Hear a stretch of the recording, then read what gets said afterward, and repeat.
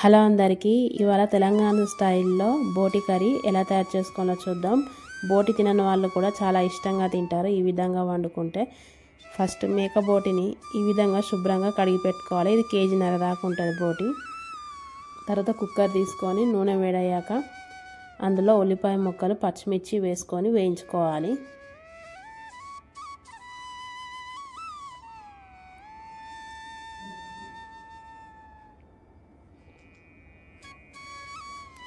ఈ విధంగా వేగాక అల్లం వెల్లుల్లి పేస్ట్ వేసుకొని పచ్చివాసన పోయేంత వరకు వేయించుకోవాలి.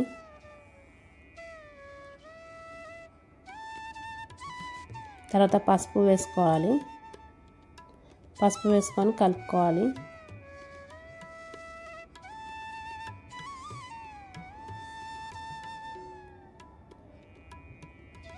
తర్వాత శుభ్రంగా కడిగి పెట్టుకున్న ఒక కేజీన్నర బోటిని ఇలా కలుపుకోవాలి.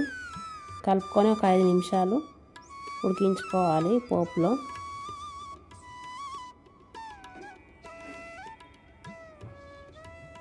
ఈ విధంగా ఒక 5 నిమిషాల తర్వాత 2 టమాటా ముక్కలు కట్ చేసి వేసుకున్నాను. ఇలా టమాటా ముక్కలు వేసుకొని కలుపుకోవాలి. కలుపుకొని కేజీన్నర బోటికి నేను 3 టేబుల్ స్పూన్ల కారం వేసుకున్నాను.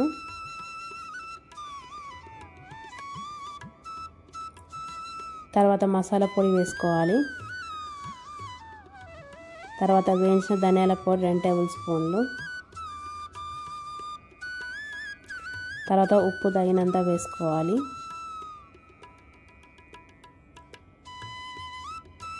తర్వాత కొత్తిమీర వేసుకొని కలుపుకోవాలి.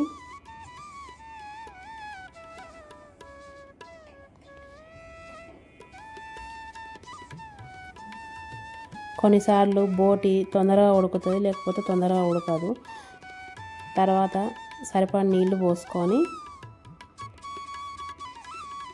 బోటికి తగ్గట్టు 6-7 విజిల్ నుండి 8 విజిల్లైనా పట్టచ్చు. ఇలా విజిల్ పెట్టుకున్నాక ప్రెషర్ అంతా రిలీజ్ అయ్యాక మూత ఓపెన్ చేసి ఇలా బోటి కర్రీ రెడీ అయిపోయింది.